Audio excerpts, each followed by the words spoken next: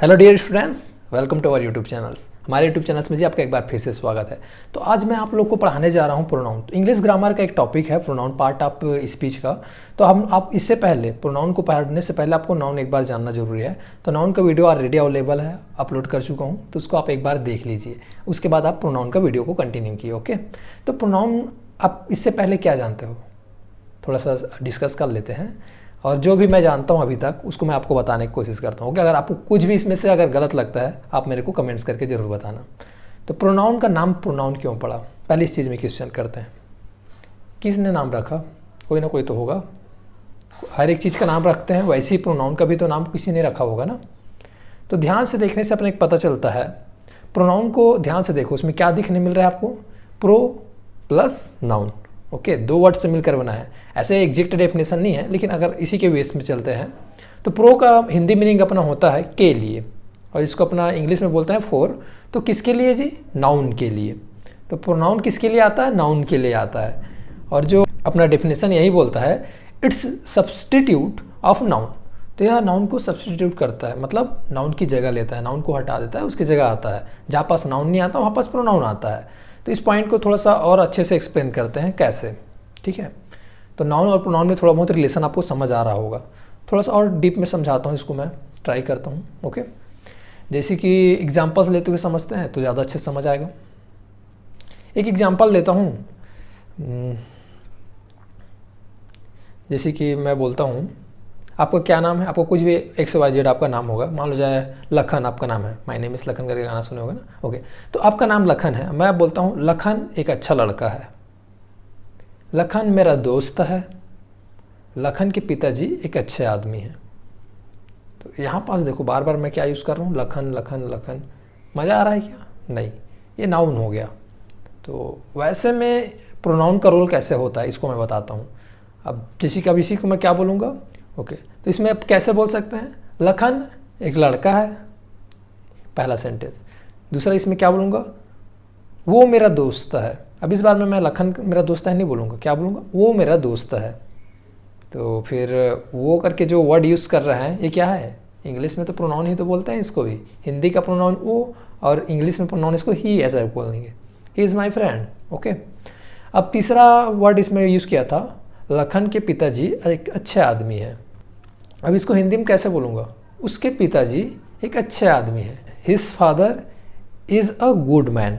तो यहाँ पास हिज करके एक मतलब प्रोनाउन यूज़ किया हूँ, तो उसके ऐसे करके ना पॉजिटिव प्रोनाउन है। तो अपन इसको तो अगर आगे चलकर और डीप में डिस्कस करेंगे तो आपको समझ आया होगा।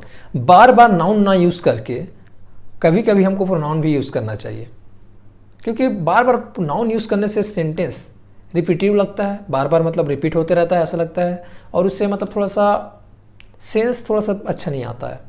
ओके, तो बात करने में थोड़ा सा मज़ा नहीं आता है, तो इसीलिए अपने को प्रोनाउन की ज़रूरत पड़ी। तो अब इसको और थोड़ा सा डीप में डिस्कस करते हुए समझते हैं। जैसे कि मैं और एक मतलब लाइन बोला था ना, नाउन और प्रोनाउन में रिलेशन बताने के लिए। नाउन की जगह आता है बोल रहे हैं, जैसे कि अभी लखन की जगह पे नाउन आ रहा था ना, सॉरी लखन की जगह पे प्रोनाउन आ रहा था अभी। तो उसी को मैं बोल रहा हूँ कि कैसे, और थोड़ा सा डीप में समझाता हूँ। रियल लाइफ एग्जांपल्स लेते हैं, वहाँ से अच्छे से समझ आएगा। तो जैसे कि अपने घर पे या फिर आपके घर पे, सभी के घर पे जो मम्मी लोग होते हैं वो लोग घर का सारे काम करते रहते हैं ज़्यादातर केस में, आप लोग देखे होंगे मोस्टली। जैसे कि खाना बनाना हो गया या फिर घर में पोछा झाड़ू, नॉर्मली ये सब चीज़ें मतलब करते रहते हैं। मैक्सिमम घर का बात कर रहा हूँ मैं, किसी के यहाँ नहीं कर रहा हूँ। वो लोग मतलब ये मत बोलना कि नहीं करता ऐसा करके। ओके, तो मैं क्या बोल रहा हूँ, मम्मी लोग ज़्यादातर मोस्टली वही काम करते रहते हैं, खाना बनाने का या फिर झाड़ू पोछा थोड़ा सा। अब किसी दिन वो लोग कहीं बाहर चले जाते हैं, कुछ काम से बाहर चले जाते हैं, तो उस दिन हम लोग को उसकी जगह पे काम करना पड़ता है। हमको खुद को खाना बनाना पड़ता है, या फिर आपको खुद बनाना पड़ता होगा, आप लोग को पता होगा। अगर बनाते होगे तो कमेंट्स करके बताओ। और आप लोग को ही मतलब बाकी अदर्स काम करना पड़ता होगा, जैसे कि झाड़ू पोछा, ये सारी चीज़ें भी। तो फिर उस टाइम पे होता क्या है, ये चीज़ समझो ध्यान से। जो मम्मी लोग हैं वो लोग क्या है? नाउन है। अब वो लोग बाहर चले गए, उसके काम को आप कर रहे हो, उसकी जगह आप ले रहे हो, उसकी जगह आप ले रहे हो, तो आप क्या कहलाओगे? प्रोनाउन कहलाओगे। अब समझ आया थोड़ा शॉर्ट में? एक और एग्जांपल से लेता हूँ, जैसे कि आप कोई कंपनी के मैनेजर हो और आपको मतलब कोई मीटिंग अटेंड करना है, लेकिन आपके पास और कुछ काम है, आप इस वजह से आप बाहर चले जाते हो। तो आप अपने असिस्टेंट को बोलते हो जाओ जी मेरी जगह अटेंड कर लो और मतलब जो भी इन्फॉर्मेशन है मेरे को बताओ, ऐसे बोलते हो। तो जो मैनेजर जो बोल रहे थे वो क्या है, वो नाउन है। और मैनेजर ने जब मीटिंग अटेंड नहीं किया तो अपने असिस्टेंट को भेज दिया। असिस्टेंट मतलब उस टाइम पे क्या हो गया, प्रोनाउन हो गया। तो अब समझ आ रहा है आपको, थोड़ा सा शॉर्ट में क्लियर होते जा रहा होगा। नाउन की जगह कौन लेता है, प्रोनाउन लेता है। ओके, तो ये हो गया नाउन और प्रोनाउन के बीच में रिलेशन। तो ये तो एकदम इजी सा कॉन्सेप्ट है। अपन दो चीज़ अभी तक सीख चुके हैं, प्रोनाउन का नाम प्रोनाउन क्यों पड़ा ये सीख चुके हैं, और दूसरा चीज़ हम लोग सीख चुके हैं अभी तक कि इसका यूज़ क्यों है, हम लोग इसकी ज़रूरत क्यों पड़ी सीखने की, ये भी सीख चुके हैं। ठीक है, अब इसको आगे बढ़ाता हूँ एक स्टेप और, कि अब यहाँ पास देखते हैं प्रोनाउन जो है वो कुछ टाइप्स में है। इसका ऐसे देखा जाए तो कुछ शकल है जो लिमिटेशन में है, उसको अपन देखते जाएंगे, आपको दिखाते जाऊंगा, मैं सिखाते जाऊंगा। यहाँ पास मैं कोई लिख कर नहीं बता रहा हूँ, नॉर्मल ऐसे ओवरव्यू मतलब बोल कर बता रहा हूँ। ऐसे अपन बोर्ड में भी सीखेंगे, टेंशन ना लो, जब उसकी ज़रूरत पड़ेगी तो मैं बोर्ड में आपको भी बताऊँगा। ओके, तो अब मैं बताता हूँ यहाँ पास एक next cheese, kind of pronoun, pronoun के प्रकार, टाइप ऑफ प्रोनाउन भी बोल सकता हूँ।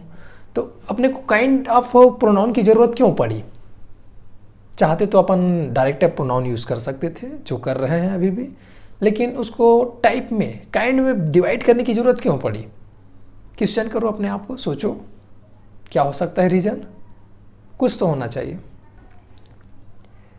ओके जी, तो मैं यहाँ पास काइंड ऑफ प्रोनाउन की ज़रूरत क्यों पड़ी इसको आपको एक्सप्लेन करता हूँ, उसको दूसरे तरीके से एक्सप्लेन करता हूँ। ओके, जैसे कि आपके घर में देखे होंगे सभी रूम्स अलग अलग रहते हैं, डिवाइड रहते हैं जो बनाते हैं, जैसे कि हॉल अलग है, किचन अलग है, आपका बेडरूम अलग है, आपका टॉयलेट अलग है, सारी चीज़ें अलग अलग डिवाइड करके रहते हैं। और जिसमें उसमें जो भी सामान यूज़ करते हैं वो सब उसके हिसाब से अलग अलग जगह रहता है। जैसे किचन का सामान किचन में ही रखते हैं तो ज़्यादा बेटर रहता है, अपने ढूंढने की ज़रूरत नहीं पड़ती है, डायरेक्ट जाते हैं किचन में उठा लेते हैं। गिलास है या फिर आपको पानी पीना है, गिलास वगैरह वहीं तो रहेंगे ना, किचन में ही रखे रहेंगे। अब बेडरूम का सामान को बेडरूम में रखे रहते हैं, हॉल में हॉल का सामान को रखते हैं। ठीक है, तो ऐसे यहाँ पास सबको डिवाइड करके रख देते हैं। अब सोचो बेडरूम का सामान को किचन में रखेंगे तो फिर क्या होगा, बिगड़ जाएगा ना चीज़ें। तो इस वजह से हम लोग सबको एक जगह व्यवस्थित रखते हैं अच्छे से, ताकि अपने को दिक्कत ना हो। ऐसा सेम कॉन्सेप्ट यहाँ पर अप्लाई होता है। काइंड ऑफ प्रोनाउन की ज़रूरत क्यों पड़ी इसको बताता हूँ, क्योंकि प्रोनाउंस भी कुछ नंबर्स है इसका भी अलग अलग, और उसको सबको अलग अलग काइंड में डिवाइड करके रख दिए हैं। क्यों, ताकि अपने को दिक्कत ना हो। किसी और के लिए नहीं बनाया है ये रूल को, अपने खुद के लिए बनाया है। ठीक है ना, तो हम लोग को दिक्कत ना हो, आपको दिक्कत ना हो, ऐसा करके इसको मतलब काइंड में डिवाइड करके रख दिए हैं। अब कितने काइंड के प्रोनाउन होते हैं ये पूछोगे, क्वेश्चन यहीं आएगा। तो इसको अपन थोड़ा सा एक्सप्लेन करते हुए चलते हैं आपको। तो पहला तो होता है पर्सनल प्रोनाउन। पर्सनल प्रोनाउंस होते क्या हैं इसको मैं बताता हूँ थोड़ा सा। पर्सनल वर्ड को आप थोड़ा सा क्वेश्चन करोगे, ऐसे काइंड ऑफ प्रोनाउंस को मैं आपके आगे चलकर वीडियो में अच्छे से एक्सप्लेन करूँगा। मैं इस क्लास को शॉर्ट में मैं यहीं पास पॉज करता हूँ, रोकता हूँ, लेकिन हाँ काइंड ऑफ प्रोनाउंस को अच्छे से आपको एक्सप्लेन करूँगा। ठीक है, पहले ये बता दूँ नॉर्मली काइंड ऑफ प्रोनाउन में कितने चीज़ें होते हैं। पर्सनल प्रोनाउन देखने मिलता है जिसको अपन तीन चीज़ें में और डिवाइड कर सकता हूँ, subjective, objective and possessive case. तीन मतलब प्रोनाउन उसमें देखने मिलता है, subjective pronoun, objective pronoun and possessive pronoun. Okay, उसके बाद नेक्स्ट रहता है reflexive and intensive. Reflexive pronoun उसको भी अपन डिस्कस करेंगे, उसके बारे में भी बताऊंगा आपको डिटेल के साथ। एम्फेटिक प्रोनाउन भी मतलब उसी चीज़ को बोलते हैं, उसी का शकल को ही। और एक और है अपना डेमोन्स्ट्रेटिव प्रोनाउन। डेमोन्स्ट्रेटिव प्रोनाउन क्या होते हैं ये बताऊंगा। इंडेफिनिट प्रोनाउंस होते क्या हैं ये बताऊंगा आपको। इंट्रोगेटिव प्रोनाउंस, तो टाइप ऑफ प्रोनाउंस आपको समझ आ रहा होगा। रेसिप्रोकल प्रोनाउन, तो सारे काइंड ऑफ प्रोनाउंस को मैं नेक्स्ट वीडियो में एक्सप्लेन करूंगा। ठीक है, तो अभी तक के लिए इतना ही। आपको मेरा वीडियोस कैसा लगता है आप ज़रूर कमेंट्स करके बताना, और आपको प्रोनाउंस अभी थोड़ा सा शॉर्ट में जो अभी एक्सप्लेन किया हूँ वो आपको समझ आया कि नहीं आया ये भी ज़रूर बताना। तो कमेंट्स करके ज़रूर बताना। ओके, धन्यवाद, थैंक यू, और आप मेरे साथ बने रहो, मैं आपको इंग्लिश अच्छे से सिखाते रहूँगा।